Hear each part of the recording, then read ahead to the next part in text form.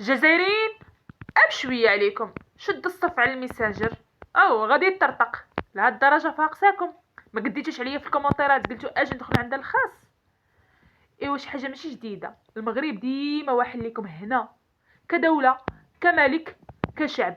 داكشي علاش ناويه نفقسكم ونطرطق لكم المره اكثر واكثر، وغنوريكم حي واحد شعبي كنأكد عليها، وغنوريكم شارع واحد من داك الحي اللي الجزائر كامله وما تسواش حتى الربع ديال هاد الشارع هذا، فما بالك المغرب سيدكم.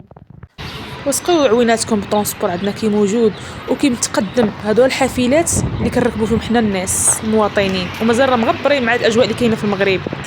شوف شارع واحد غنوريكم فيه مجموعه ديال الشركات، هادو بيروات، هذه شركه ديال الخيط معروفه في المغرب كامل في العالم، مقابلين معاهم ديور شعبيين، الناس اللي خدامين تما ساكنين قريبه لهم الخدمه، كلشي قريب في شارع واحد فيه كلشي. طبيعه حدا الشركه حدا الديور.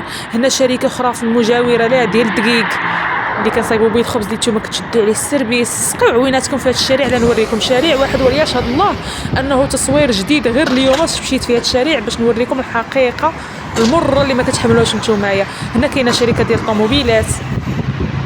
شوفوا متبعوا عويناتكم في شارع واحد عباد الله. هنا شركه ديال الفانيد، حداها الطبيعه رابعه. شارع واحد فيه البرطمات، فيه احياء شعبيه، فيه الشركات وفيه المناظر الخلابه. شوفوا معايا، شوفوا هنا عاوتاني جي على اليمين كاينه واحد الشركه اخرى ديال الطوموبيلات وديال الكاميوات وكل شيء. الطبيعه الخلابه على اليمين وعلى اليسار. هنا طبيعه الحال وريتكم وجيبش ما تقولوش انه راه مفبرك. الجمال ديالي مع جمال الطبيعه.